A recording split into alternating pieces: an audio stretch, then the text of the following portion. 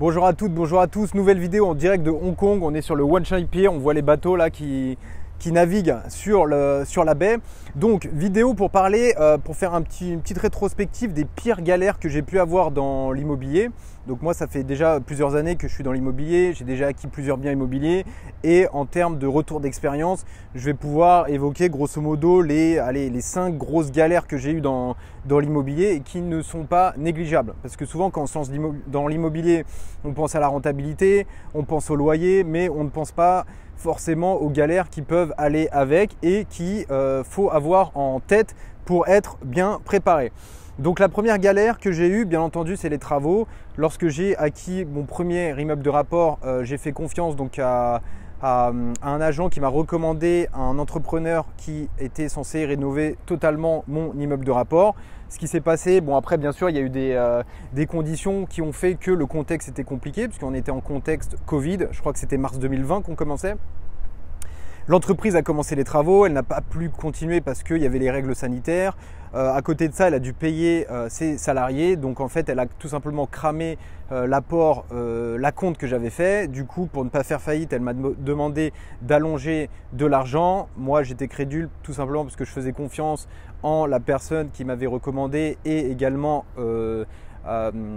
sur l'expérience en fait qu'avait cette boîte, et du coup j'ai donné des acomptes et finalement l'entreprise n'a pas pu, on va dire, finaliser à 100% le chantier. Donc encore une fois, le chantier c'était un gros chantier, hein, c'était plus de 180 000 €, rénovation totale, appartement, partie commune, façade, changement de fenêtre, etc. Donc gros chantier, et effectivement l'entreprise n'a pas pu gérer donc le besoin en fonds de roulement, la trésorerie, les employés, la crise sanitaire. Bref, l'entreprise n'avait pas de résilience et j'ai dû partir sur des procédures huissiers, procédures en justice, et effectivement pour la dernière partie des travaux qui n'a pas été finalisée, je vais partir en appel et du coup l'appel sera plaidé au mois de novembre. Donc travaux, très important de sélectionner une entreprise qui a de l'expérience. Si une entreprise a de l'expérience pour faire des petits appartements, elle n'aura pas forcément l'expérience pour scaler sur une rénovation de gros immeubles. Donc bien sélectionner les entreprises qui génèrent, qui vont faire les travaux, c'est très important. Dans le cas contraire, tout simplement c'est perte de temps, perte d'énergie. Voilà, le temps c'est de l'argent, on le sait. Donc quand on perd du temps, quand on perd de l'énergie à faire des procédures comme ça juridiques, en justice, etc., en fait c'est de l'énergie qu'on ne passe pas à trouver d'autres immeubles ou à négocier des meilleures opportunités. Donc très important. Bien entendu, moi personnellement ça ne m'a pas empêché en parallèle d'aller sur d'autres opérations, mais je sais qu'il y a la majorité des personnes qui eux seront peut-être traumatisées et tout simplement qui seront dégoûtés par l'immobilier et qui véhiculeront le message que en fait tous les artisans sont des escrocs, etc., alors que ce n'est pas le cas, et que actuellement on parle grosso modo d'une minorité d'artisans qui font n'importe quoi et qui posent préjudice à toute la profession, parce que grosso modo voilà, la majorité des artisans ils font du bon travail. Donc bien important de sélectionner une entreprise de travaux qui a des bonnes reviews, qui est bien recommandée, et j'ai envie de dire, si on veut même aller plus loin, qui a de la trésorerie, qui a une trésorerie solide. Après, si on veut même aller plus loin au niveau de l'entreprise de travaux, bon, toutes ne le font pas, c'est que en fait, grosso modo, qu'on place l'acompte sur un compte pratiquement, possiblement séquestre, qui soit débloqué lorsque l'entreprise a atteint les paliers de livraison, pour pas qu'en fait l'entreprise parte avec le premier acompte. Donc ça c'est quelque chose qui est possible de faire. C'est un peu compliqué à faire, mais c'est possible. Ou bien entendu, si on s'entend bien avec l'entrepreneur, que l'entrepreneur commence les travaux alors qu'en fait il n'a pas reçu l'acompte. Donc ça c'est possible. L'entrepreneur va acter un peu comme une banque, mais bon, certains refusent tout simplement parce qu'ils n'ont pas la trésorerie et ils attendent l'acompte pour tout simplement acheter le matériel. Donc en général, quand ces entreprises sont dans ce cas-là, c'est tout simplement qu'elles n'ont pas la trésorerie nécessaire et qu'au moindre problème, tout simplement, elles ont un risque de mettre la clé sous la porte. Deuxième problème que j'ai eu, c'est les problèmes en fait avec des locataires qui étaient déjà en place dans un bien immobilier que j'ai acheté et qui ne payaient pas. Donc en général, dans ce cas de figure, alors c'est une situation compliquée et ce sont des arguments qui vont permettre de négocier le prix du bien à la baisse. Donc quand on sait qu'il y a des entreprises, des locataires qui ne payent pas, il y a des procédures en cours ou pas, parce que tout simplement les propriétaires n'ont pas voulu engager de procédure. Donc en fait, la perte d'énergie future qui va être liée en fait à la procédure administrative va pouvoir en fait être chiffrée et être inclus dans le prix immobilier. Donc bien entendu, le vendeur va accepter de baisser le prix du bien immobilier. Par contre, la procédure juridique, c'est du coup à moi, par exemple, à moi ou à toi de la gérer bientôt. Donc une fois que tu auras acquis le bien. Donc lorsque j'ai acquis, donc je crois que c'était un immeuble à Mulhouse, donc il y avait 2 locataires qui ne payaient pas. Bon, ça je le savais parce que le précédent vendeur me l'avait dit. Et également, j'ai lancé tout simplement des procédures et ces procédures-là ont pris du temps. Donc ça peut prendre 3 mois, 4 mois, 5 mois en fonction du tribunal, en fonction de la préfecture. Donc voilà, ça c'est des galères également qui demandent du temps. Une fois qu'on est bien entouré, que ce soit par l'agence, bon notaire, bon avocat, j'ai envie de dire, on a juste à déléguer. Mais bon, c'est quand même des galères à prendre en considération.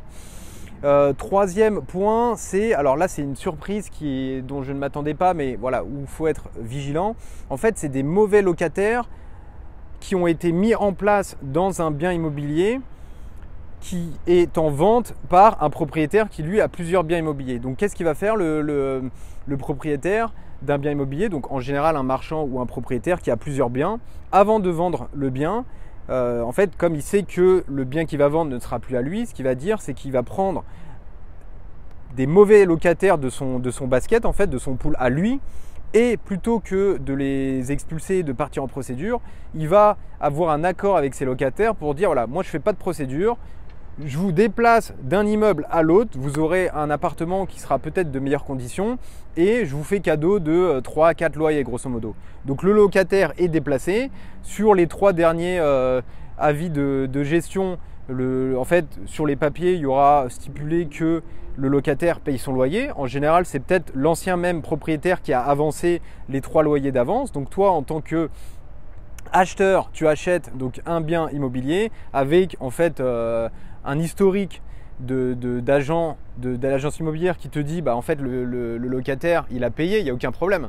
Sauf que toi tu te rends compte finalement que une fois les 3 mois passés, une fois que tu as acheté, le locataire ne paye plus et c'est là que tu te rends compte qu'il y a eu un accord, on va dire, sous la table entre l'ancien propriétaire et le locataire et du coup c'est tout simplement à toi de partir dans toutes les procédures. Donc moi j'ai fait ça avec un locataire, toujours procédure huissier, avocat, etc. Mais bon, ça c'est quelque chose que j'aurais pu anticiper et dont on va dire je me suis fait un peu avoir, mais bon sur le long terme c'est passé et ça s'est plutôt bien terminé. Ensuite, 4e galère, j'ai envie de dire, c'est une galère qui n'est pas forcément liée à la responsabilité de l'ancien propriétaire. Alors moi souvent j'ai acheté des biens à des marchands de biens. Et ce qu'il faut savoir, lorsqu'un marchand de biens achète, revend, en fait, il y a tellement une succession de changements de propriétaires que la ville qui gère tout ce qui est facturation d'eau, etc., en fait, elle n'a pas le temps de gérer et de s'adapter aux changements de propriétaires. Donc, parce qu'en général, voilà, faut se déclarer, faut envoyer un compteur, un contrat de compteur collectif, etc.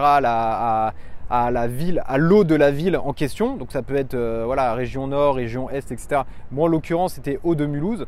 Et en fait comme il y a eu une succession de changements de propriétaires, personne s'était déclaré propriétaire de l'immeuble et de la gestion de la consommation en eau. Donc moi ce qui s'est passé c'est que lorsque j'ai acheté donc un bien immobilier en fait ça m'est arrivé 2 fois. Mais depuis maintenant je sais, j'ai les bons contacts, etc. auprès de la ville, donc ça va très vite. En fait ce qui s'est passé sur un des immeubles, c'est que pendant plusieurs années il y a eu un changement de propriétaire et l'eau de Mulhouse en fait elle ne savait pas qui était vraiment le propriétaire et qui devait payer les consommations d'eau. Donc ce qui s'est passé c'est que moi en fait quand j'ai acheté un bien immobilier et qu'il n'y a pas eu grosso modo de traçabilité sur les précédents propriétaires parce qu'il y avait toujours un changement de propriétaire entre le marchand de biens, l'ancien propriétaire, etc. En fait j'ai reçu une facture d'eau de régularisation grosso modo de 8 000 €. Donc en fait moi je reçois ça, je comprends pas, qu'est-ce qui se passe, etc.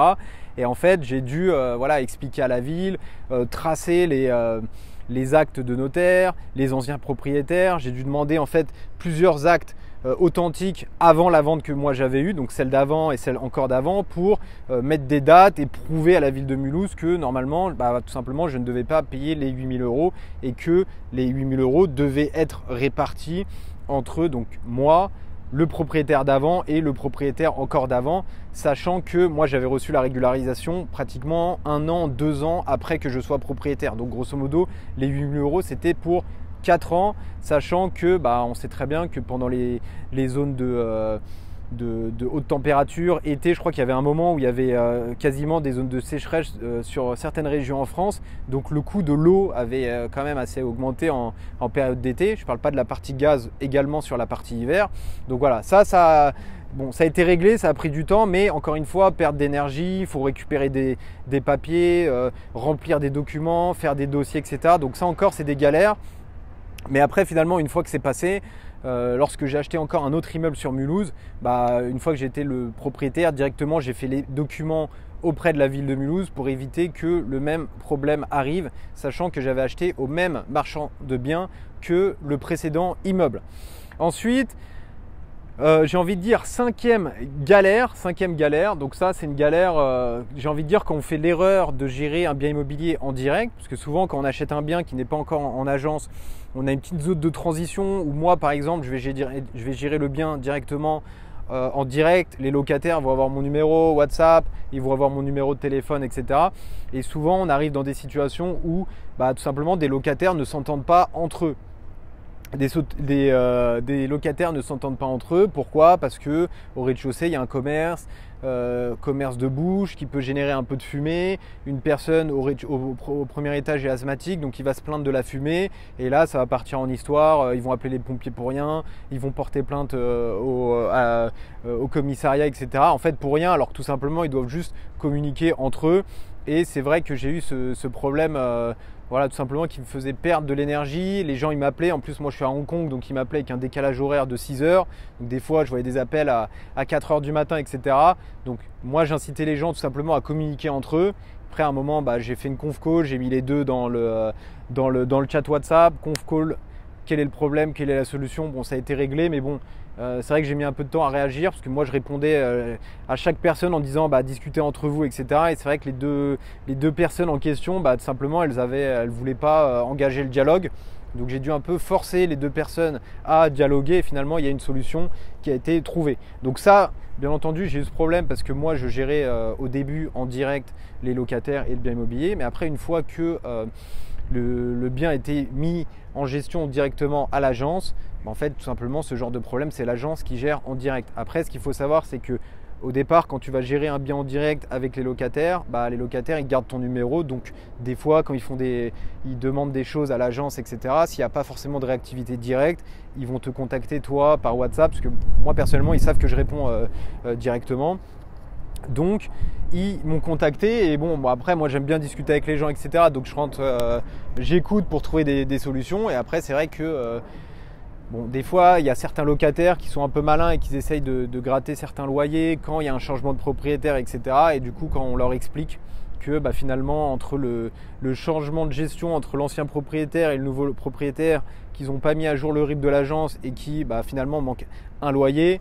C'est vrai que des fois, il y en a qui essayent un peu de la jouer en disant non mais j'ai payé à l'ancien propriétaire, etc. Sauf que quand on communique avec l'ancien propriétaire, il n'y a jamais eu de virement. Et c'est pour ça qu'il est toujours important de bien s'entendre avec le vendeur, parce qu'il y a toujours un moment au niveau de la vente des informations qui seront nécessaires et dont les informations sont auprès de l'ancien vendeur. Donc là, je parlais des actes authentiques, mais c'est également le cas pour des virements qui sont faits par erreur à l'ancien propriétaire. En fait, si tu t'entends pas avec l'ancien vendeur, tout simplement, il n'aura pas envie de régulariser la somme, ou tout simplement il dira non, j'ai pas reçu le virement, alors que lui, il a très bien reçu le virement. Voilà, très important de bien s'entendre avec le vendeur. Et j'ai envie de dire, sixième galère que j'ai eue. Alors ça, c'est une galère vraiment qui n'était pas vraiment prévue. Donc là aussi, c'était un bien que je gérais en direct avant que je mette ça en gestion. En fait, ce qui s'est passé, c'est que j'ai grosso modo, sur le premier immeuble que j'ai acquis, il y avait plusieurs biens immobiliers qui étaient vides puisque j'avais négocié l'acquisition de biens libres de tout occupant. Et en fait, il y avait sauf un logement qui était toujours occupé. Donc logement toujours occupé par le locataire, qui n'a pas voulu quitter les lieux. Et en fait, ce qui s'est passé, c'est que lorsque l'entreprise avançait et rénovait tous les appartements, donc en fait son appartement c'était le dernier appartement à rénover. Et bon, ça a pris du temps. Donc ça, c'est le premier immeuble où il y a eu des problèmes avec l'agence, avec la société de travaux dont j'ai parlé au début de cette vidéo. Et en fait, ce qui s'est passé, c'est qu'à un moment, alors je rigole, mais c'est pas marrant. Et moi, quand j'ai vu le message, ça m'a même un peu, on va dire, choqué. C'est que, en fait, à un moment donné, il m'envoie un message. Il me dit, monsieur, voilà, il y a le plafond qui s'est effondré. Effectivement, nous sur tous les appartements, on avait refait les dalles, les plafonds, etc. On avait vraiment tout refait, isolation, placo, etc. Et en fait, sauf dans son appartement. Et en fait, ce qui s'est passé, c'est que lorsqu'il était rentré un soir, il y avait le plafond qui s'était effondré. Alors, bon, il ne s'est pas pris le plafond sur le crâne, hein, mais c'est vrai que quand il a envoyé les photos, je me suis dit, ah ouais, moi en voyant ça, je me suis dit, l'immeuble va s'effondrer.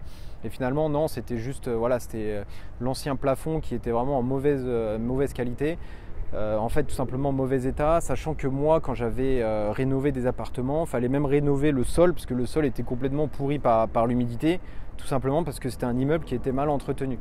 Donc voilà, moi quand j'ai vu ça, ça m'a un peu choqué, mais bon, après finalement, en posant des questions, etc., c'était pas si compliqué que ça, mais bon, des informations comme ça peuvent être choquantes pour des personnes qui ne sont pas préparées. Donc voilà, 6 galères, travaux, locataires impayés déjà en place, mauvais locataires mis en place exprès par un vendeur en fait qui vend un de ses biens pour se débarrasser des mauvais locataires, en fait pour refourguer entre guillemets ces mauvais locataires aux propriétaires d'après. Charge eau, donc ça c'était on va dire c'était plutôt chiant côté administratif. Et bien entendu cette partie plafond effondré. Et en fait le message de cette vidéo c'est quoi? C'est bien entendu toujours bien s'entourer et toujours avoir de la patience. Parce que quand on s'entoure bien, que ce soit bon artisan, huissier, agence, avocat, finalement en fait toutes ces actions vont être déléguées et c'est un stress qui va être plutôt mis sur des personnes professionnelles dont c'est le métier.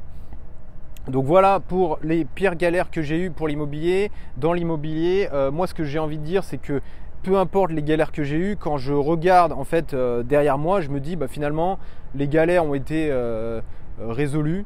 Ça a pris un peu plus de temps, résolu, mais voilà, je me dis sur 20-25 ans, une petite galère comme ça à gérer alors qu'on a une bonne rentabilité et que chaque mois je touche des loyers, je me dis finalement ça fait partie du job et ça m'enlève en rien le goût et l'appétit pour l'immobilier. Voilà, comme d'hab. Si tu as aimé cette vidéo, n'hésite pas à liker, n'hésite pas à t'abonner à la chaîne, active la cloche et si tu as quoi que ce soit, tu as envie de partager quoi que ce soit, n'hésite pas à le mettre en commentaire et je me ferai un plaisir de te répondre et je te dis à la prochaine vidéo.